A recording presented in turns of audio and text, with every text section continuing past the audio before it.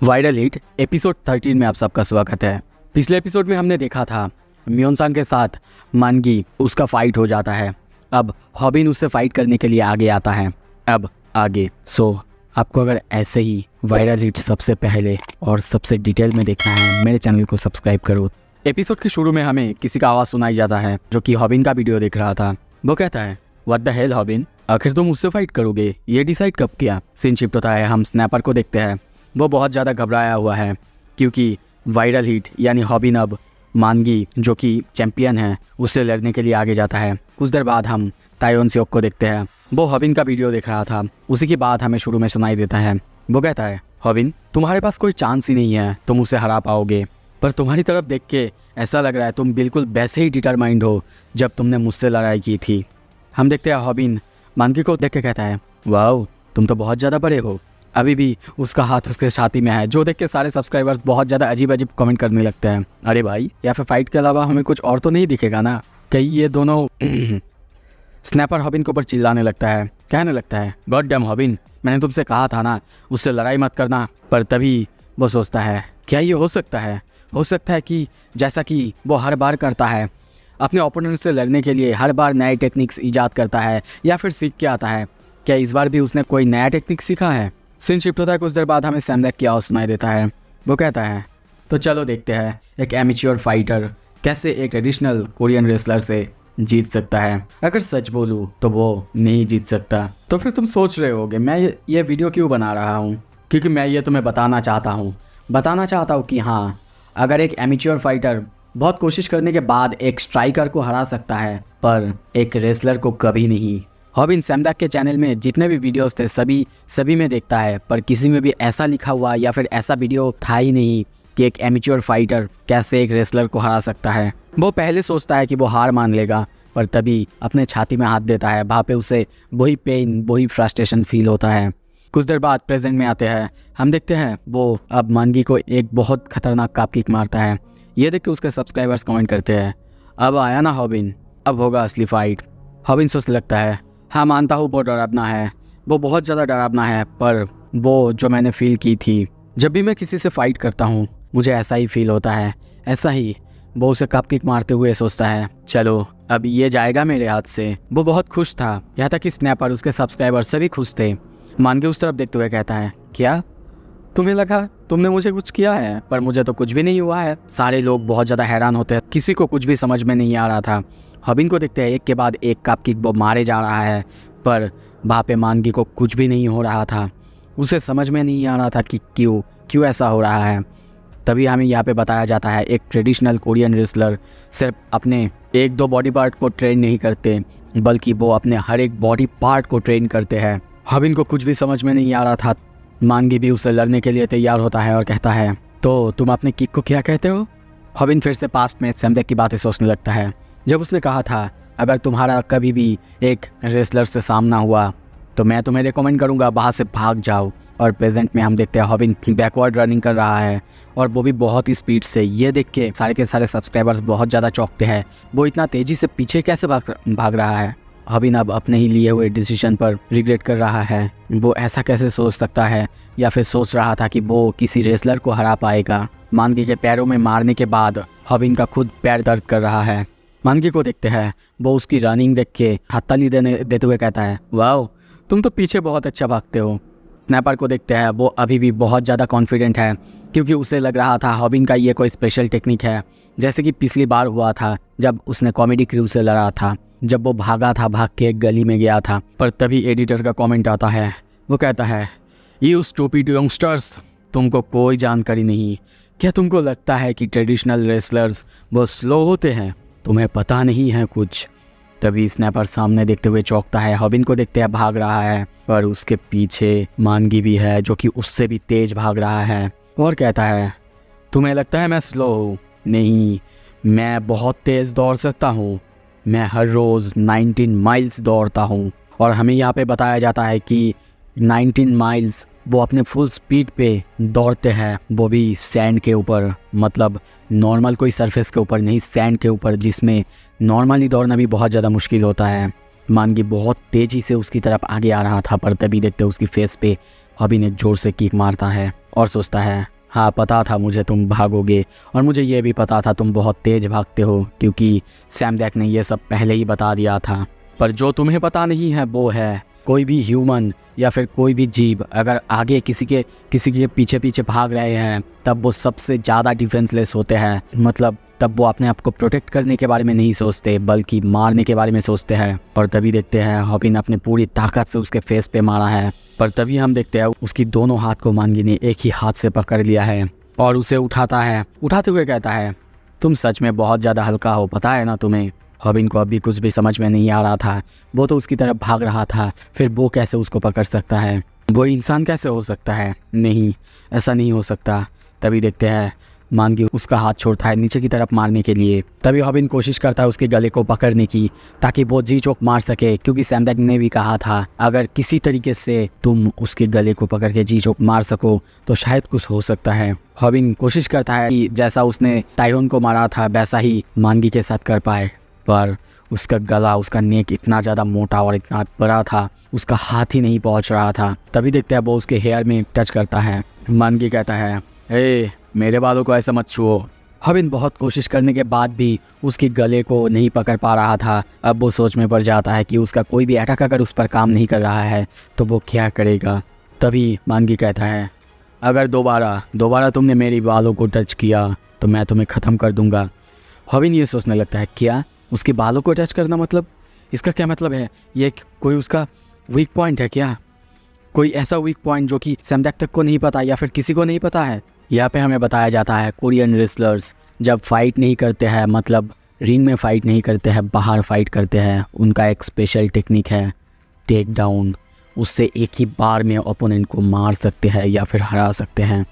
और तभी हम देखते हैं ऐसा ही मानगी हॉबिन के साथ करने लगता है, उसको पकड़ के ज़ोर से उसको नीचे की तरफ मारता है। ये टेक डाउन इतना ज़्यादा खतरनाक था कि वहीं पे हॉबिन का खून निकल जाता है, वो चीखने लगता है दर्द में। सब्सक्राइबर्स सब कमेंट करने लगते हैं अरे भाई कैसे ऐसे हो सकता है, कुछ क्रैक होने की आवाज़ सुना किसी ने। हॉबिन अभी बेहोश पड़ा हुआ है, उसका कोई होश ही नहीं है। ये देख के सारे सब्सक्राइबर्स मानगी को गाली देने लगते हैं, बुरा भला कहने लगते हैं कैसे वो ऐसा कर सकता है। पर कोई ये भी कहते हैं क्यों, अगर उसे पता ही था कि वो उससे नहीं लड़ सकता तो फिर क्यों गया वो वहाँ पे। स्नैपर को देखते हैं वो रो रहा था और कहने लगता है इसीलिए मैंने उससे कहा था मानगी से लड़ने मत जाओ। तभी कमेंट आता है हे देखो वहाँ पे देखो। स्नैपर सामने देखता है और सामने की तरफ देखते हैं मानगी के हाथ में कुछ और ही चीज़ था। हॉबिन को हम अजीब तरीके से खड़े होते हुए देखते हैं, सभी कहने लगते हैं वो कैसे खड़ा हुआ है, उसका अगर स्पाइन ही निकल लिया गया है तो। पर तभी यहाँ पे हमें पता चलता है ये और कुछ नहीं बल्कि स्पाइन प्रोटेक्टर है, इसी की वजह से वो अब सही सलामत है, मतलब उसकी बैक सही सलामत है। मानगी फिर से उसकी तरफ अटैक करने के लिए दौड़ते हुए आता है। हॉबिन सोचने लगता है क्या ऐसा कोई रास्ता नहीं कि मैं कोई ट्रेनिंग करे बिना इसे हरा पाऊँ। नहीं, अगर वो रेसलर है इसका कोई ये मतलब नहीं है कि कोई स्ट्राइकर उसे हरा नहीं पाएगा या फिर वो कमज़ोर होते हैं। तभी फिर से हमें ताइहोन की आवाज़ सुनाई देता है बिल्कुल सही, ऑफ कोर्स वो लोग वीक नहीं होते हैं, देख रहा हूँ तुम बिल्कुल वैसे ही डिटरमाइंड लग रहे हो जैसे कि तुम उस दिन थे।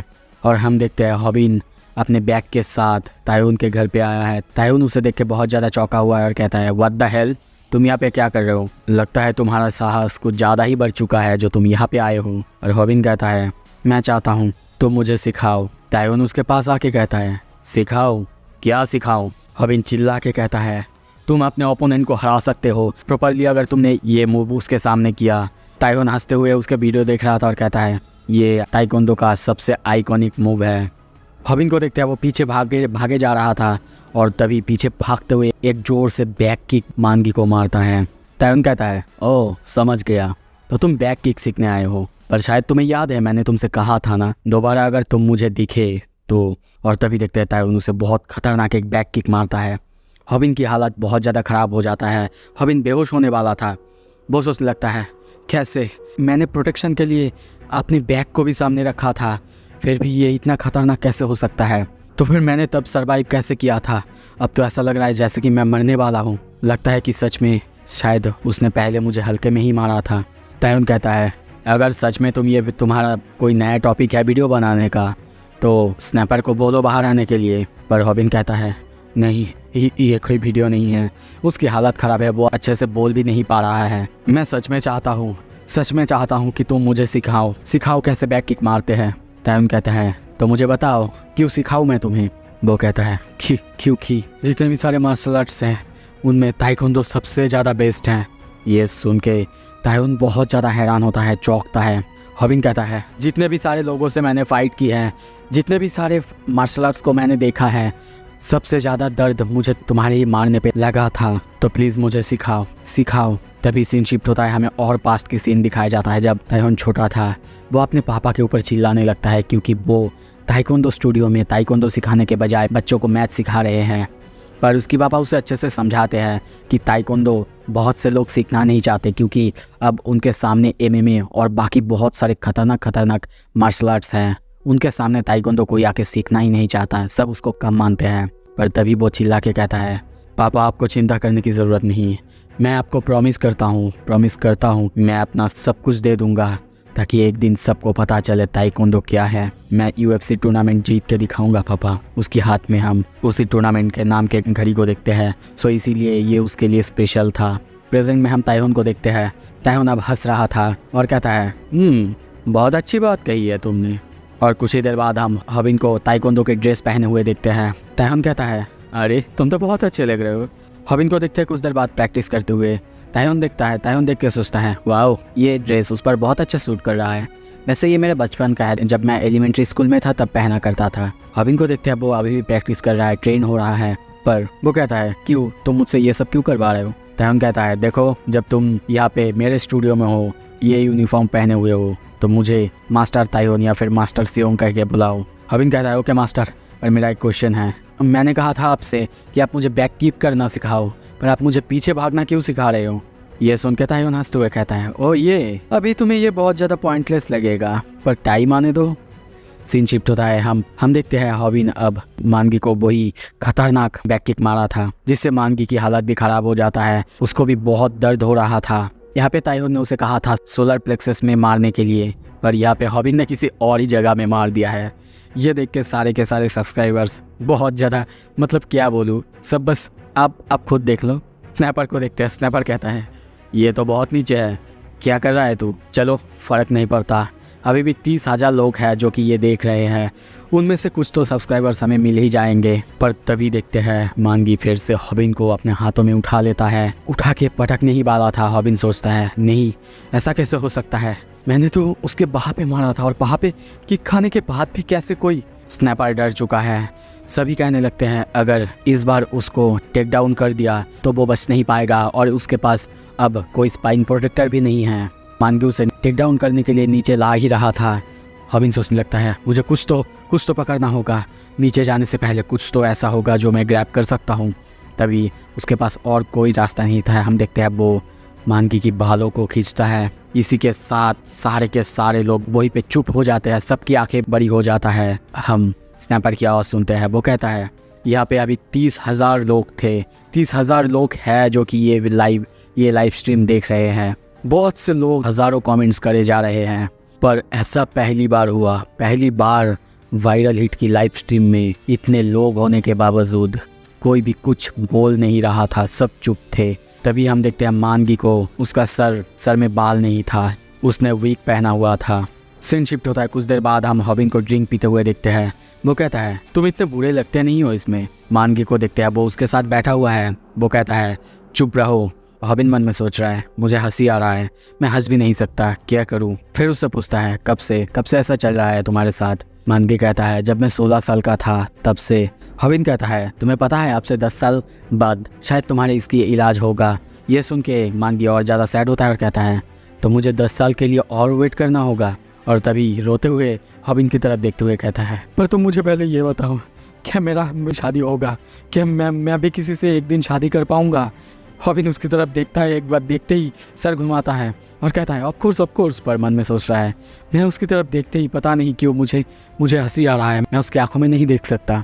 मानगी कंटिन्यू करते हुए कहता है मैंने सुना था जो स्पोर्ट्स लेते हैं या फिर जो फाइटिंग करते हैं उनके साथ बहुत सारी लड़कियां होती है, उनको पसंद करते हैं, तो इसीलिए मैंने भी लड़ना शुरू किया। यहाँ तक कि मैं रेसलिंग कंपटीशन जीत भी गया, पर सब मेरे हाइट और वेट के पीछे थे, क्योंकि सब मुझे मोटा कहते थे। कोई मेरे जैसे बंदों को पसंद नहीं करता था। तभी वो कुछ खाने लगता है। हॉबिन ये देख के कहता है, अरे भाई ये तुम क्या खा रहे हो? वो कहता है, ये एक तरह का मेडिसिन है। तभी हॉबिन कहता है, तो ये सब कुछ एक मिसअंडरस्टैंडिंग था। तो फिर मुझे तुम ये बताओ, मियोन सन के साथ जो तुम्हारा फाइट था वो क्या था? मानगी कहता है, मैं सोच रहा था कि वो उसके पीछे, यानी वो भूमि को स्टॉक कर रहा है, इसीलिए मैं उसे बचाने गया था। हॉबिन कहता है, पता है तुम्हारी वजह से भूमि को कितना ज़्यादा तकलीफ हुआ है। स्नैपर और वो उसकी तरफ देखने लगते हैं। अब उन दोनों को रियलाइज़ हो चुका है, दरअसल मानगी इतना भी बुरा लड़का नहीं है, बस उसे प्रॉपर अटेंशन कभी नहीं मिला है। तभी वो एक बुक दिखाते हुए कहता है, पता है इस बुक का ऑथर, उसने 10,000 से भी ज़्यादा लड़कियों को डेट किया था और मैं उसी के हिसाब से चल रहा था। उसी की बुक में जैसा लिखा था मैं वैसे ही चल रहा था। इसने तो 10,000 लड़कियों को डेट किया है और मैं उसकी इतनी दुख भरी स्टोरी सुन के हॉबिन रोने लगता है। मानगी फिर कहता है, पता है तुम्हें मैंने यूट्यूब चैनल क्यों शुरू किया? ताकि मुझे सब्सक्राइबर्स मिले, मुझे व्यूअर्स मिले। मैंने सुना है कि यूट्यूबर्स के पीछे बहुत सारे लड़कियाँ पागल होते हैं, उनको बहुत सारा गर्लफ्रेंड भी मिलता है, पर अब कुछ नहीं हो सकता। मेरा सीक्रेट तो पूरी दुनिया के सामने एक्सपोज हो चुका है। वो जाने लगता है, जाते जाते कहता है, आई डाउट कोई ऐसी लड़की होगी जो कि मुझे अब पसंद करेगी। आई डाउट कि मैं कभी शादी कर पाऊँगा। शायद मुझे यूट्यूब छोड़ देना चाहिए। आई एम सो सॉरी हॉबिन। पर तभी पीछे से आवाज़ आता है, तुम यूट्यूब को छोड़ना चाहते हो? ए मानगी वोंग, पीछे देखो सब तुम्हारी परवाह करते हैं। तभी हॉबिन के चैनल पे हम देखते हैं बहुत सारे कमेंट्स ऐसे आए हैं जो कि मानगी की सपोर्ट में हैं, उसको सपोर्ट कर रहे हैं। यहाँ तक कि बहुत से लोग हैं जो जाके मानगी के चैनल को सब्सक्राइब किए हैं। हॉबिन उसे अब मोटिवेट करता है ताकि वो अपना चैनल खोले और उससे कहता है, बहुत से लोग हैं तुम्हारे जैसे देखो, अब तुमको बहुत से लोगों ने सब्सक्राइब किया है। तुम्हारा यूट्यूब जर्नी यहीं से शुरू होता है। मानगी को देखते हैं, ये देख के वो बहुत ज़्यादा इमोशनल हो चुका है, वो रोने लगता है। इसी के साथ हम देखते हैं तीनों मिलके अब लाइव स्ट्रीम ख़त्म करते हैं। रात में देखते हैं जब योल्गा उस वीडियो को एडिट कर रही थी, वो भी रो रही थी, उसे भी बहुत ज़्यादा दुख हो रहा था। कुछ देर बाद देखते हैं मानगी उसी की सर को लेके एक थंबनेल बना दिया है। ये देख के बहुत से सब्सक्राइबर्स उसके ऊपर भड़क चुके हैं। तुम्हें पता है ना, लड़कियों का भी बाल झड़ते हैं, कभी तुमको भी ऐसा होगा। तो सीन शिफ्ट होता है। कुछ देर बाद हम स्नैपर को देखते हैं जो कि बहुत ज़्यादा खुश है। उनके वीडियोस में बहुत ज़्यादा व्यूज़ आ रहे हैं। वायरल हिट की चैनल की वजह से अब वो बहुत ज़्यादा पॉपुलर हो जाएगा और हो सकता है शायद उसे कुछ ऑफ़र भी मिलने लगे। वो अब 18 साल का है तो बहुत जल्दी शायद कोई फिल्म डायरेक्ट करने का भी मौका मिल जाए। पर तभी देखते हैं मोबाइल में कुछ देखता है जो देख के पूरी तरह से शॉक हो जाता है और मोबाइल की तरफ देख के चिल्ला के कहता है, what the fuck is this. Scene shift होता है। दूसरी तरफ हम हॉबिन को देखते हैं, वो बहुत खुश है, अपने मॉम से मिलने आया है। यहाँ तक कि मॉम को बहुत अच्छा गिफ्ट भी दिया है। उसकी मॉम भी बहुत खुश है और कहती है, इतना खर्चा करने की क्या ज़रूरत है। पर वो कहता है, मॉम मैं जहाँ पे आप काम करता हूँ बहुत अच्छा पैसे मिल रहे हैं, आपको चिंता करने की ज़रूरत नहीं है। उसकी मॉम कहती है, तो फिर मैं भी तुम्हारे साथ काम करने जाऊँगी जब मैं ठीक हो जाऊँगी। पर वो कहता है, नहीं मॉम, आपको ज़रूरत नहीं है। मन में सोचता है, मैं मॉम को नहीं बता सकता कि मैं क्या काम करता हूँ।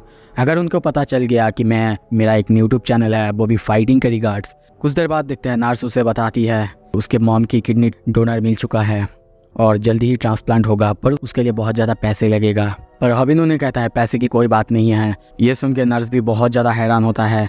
उसकी मॉम को ठीक करने के लिए 20 मिलियन वॉन लगेंगे। हॉबिन कहता है, कोई बात नहीं, मैं आसानी से कर लूँगा, आपको चिंता करने की ज़रूरत नहीं। तभी पीछे देखते हुए कहता है ना गाइस, मैंने सही कहा ना। वहीं पे हम स्नैपर और यूनगा को देखते हैं। उन दोनों की हालत ख़राब है, वो दोनों सैड लग रहे थे। पर हॉबिन बहुत ज़्यादा खुश है। वो स्नैपर को जोर से आके हक करते हुए कहता है, मेरी मॉम ठीक होने वाली है, जल्दी उनका ट्रांसप्लांट होगा, जल्दी वो घर आएंगी गाइस। स्नैपर, मुझे बताओ कितने पैसे हुए?